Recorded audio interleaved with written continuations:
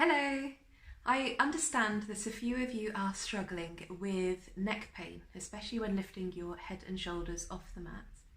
So today it's all about working out how to switch off all these muscles in your neck, around here, how to switch off that strain so that when you're lifting your head and shoulders off the mat, this feels a lot better to you and a lot more possible.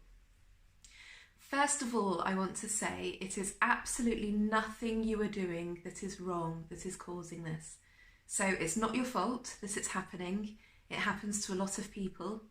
I still get it even myself. So it's just something that happens and I can show you how to switch it off. By all means, keep trying these activities. But the most important thing is that as soon as you start feeling any strain here at all, you relax. Because what it's mainly telling you is that the other muscles within your body are getting tired. And when they get tired, other muscles take over. So it's something I call as faulty muscle recruitment. So usually when lifting your head and shoulders off the mat, you need to use your core muscles to do so. So you're pulling your navel back towards your spine, which enables you to kind of roll forward onto the shoulder blades.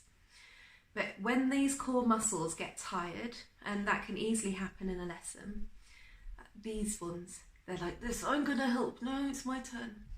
Okay, so first of all, it's not your fault. Please rest as soon as you feel anything like this. You can just switch it off for a moment. Okay, the first thing that you can do to really try and relax those muscles and stop them working is, right, if I lie down here. Okay, please note leggings tucked into socks look today because it's cold. Okay, right, so just to start with, lie down. And feel free to either watch me or feel free to do this with me. It's completely up to you. So I want you to lie down and I want you to really try and focus on relaxing everything. So your shoulders, relaxing the shoulders, relaxing your head and your neck, relaxing your tailbone, relaxing your feet. Then you can start with lifting your shoulders up towards the ceiling and then letting them fall back down. So up towards the ceiling and falling back down, which encourages the shoulders to switch off. Or up towards your ears and then relaxing them down. And again up towards the ears and relaxing them down. So hopefully those aspects are feeling quite relaxed now, your shoulders. And then your head. So do a little bit of kind of tilting side to side and up and down. Just finding a nice comfortable position for your head, which should be in the middle. And often we bring a lot of stress into our jaw. And as soon as our jaw clamps shut, you'll be using these muscles here too. So this is where the gurning comes in. This is where you can start really pulling some funny faces. So even smiling, or doing this, bit of gurning, sticking your tongue out, any of this, just moving your face around and then letting it relax will help. And we're going to start with working out how to engage these core muscles without bringing these into play.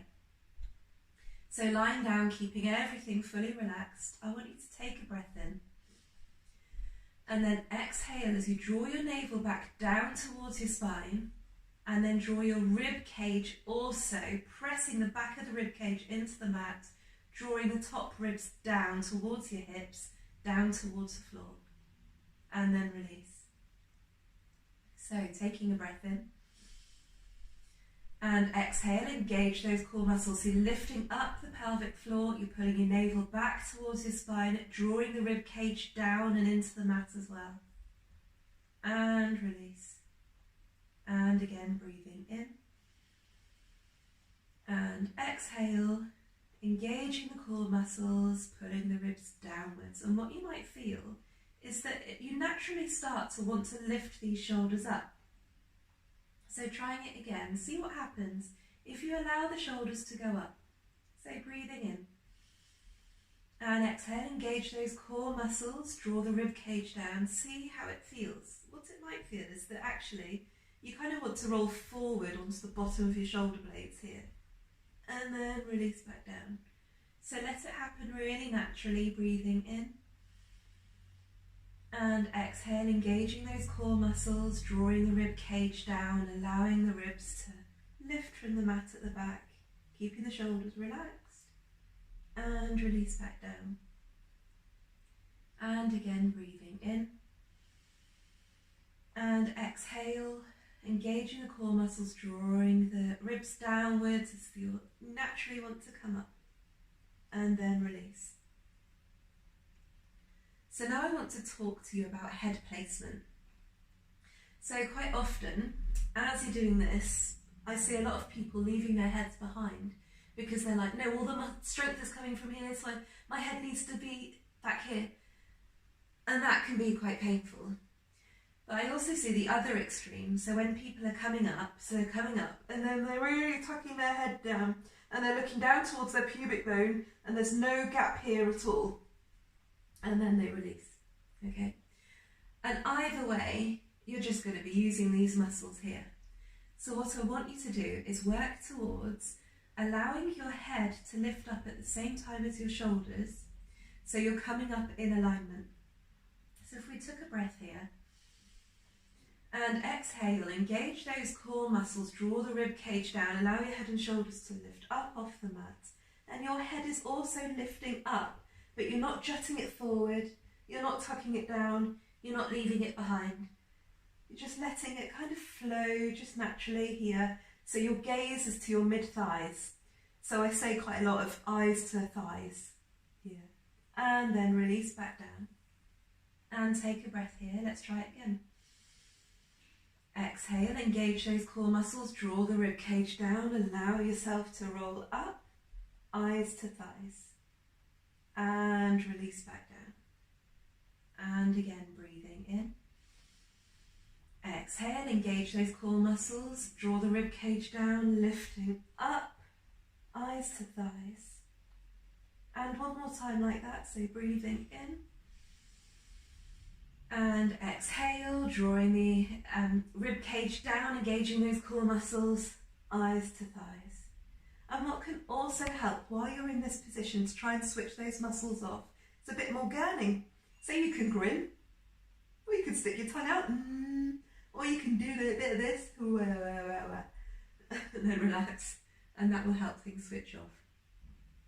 Or you could take a breath in, and exhale, draw the rib cage down, keeping the core muscles engaged, okay? And if you're feeling tense, and if it's feeling awful, then you release back down, okay?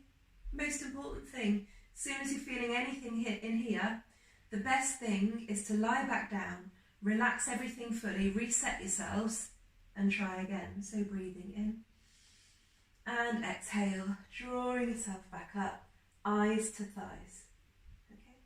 And lower back down. And we do all sorts of different placements with our hands. So today I've been letting my hands relax down by my sides. And that tends to help because you're not using extra muscle to hold them in a set position. But I want you to try this with your hands crossed over your chest and see how that feels. Because some people find this a lot easier. So try it here. Just double checking that your shoulders are relaxed. Taking a breath in. And exhale, draw the rib cage down as you lift, eyes to thighs, and release down. And again, breathing in. Exhale, draw the rib cage down, lift, eyes to thighs, and release back down. And again, breathing in. Exhale, drawing up, and release. And another great hand placement for your head and neck to try and release the pressure is interlinking your fingers and bringing them behind your head. So your head needs to rest in your hands. And what you don't want to do is you don't want to pull forward like that, really yanking your head forward using your hands and your elbows. So I'm always saying elbows back, and this is why. So what you're going to do is you're going to breathe in and exhale, drawing that rib cage down as you lift your head. So you're really letting it relax in your hands as you lift and release back down. So my elbows didn't come forward at all. My head stayed relaxed in the palms of my hands. If you've got shoulder stiffness, this might not work so much for you. So we're going to try it again. So we're going to breathe in and exhale, draw that rib cage down, eyes to thighs, keeping your head relaxed in your hands, and release back down. And one more, taking a breath in and exhale, coming back up and release. And another thing that really helps is engaging your core muscles more. So if we try it again, taking a breath in and exhale as you roll onto the bottom of your shoulder blades, you're lifting yourself up, you're relaxing. I want you to imagine, without lifting your tailbone up, pushing the middle of your back into the mat so you end up coming up a bit higher. Okay? So you're engaging the core muscles more, which stops your neck muscles activating. So let's try it. So take a breath in and exhale. Engage the core muscles, draw the rib cage down, lifting up. So keep your head relaxed. Try and engage your core muscles more and relax. And also some people find that when they have their legs in tabletop and they draw themselves up, because you're using your core muscles to keep the legs in this position here, you're using more core and so less neck. So breathing in and exhale, rolling up. You've got loads of core going on here. You're really drawing your navel down towards your spine. You're drawing your rib cage downwards and release. And again, breathing in and exhale, rolling up, keeping those elbows back. That's it. And release. Okay. So hopefully you've tried a few different positions of what you can do for your neck to try and switch these muscles off.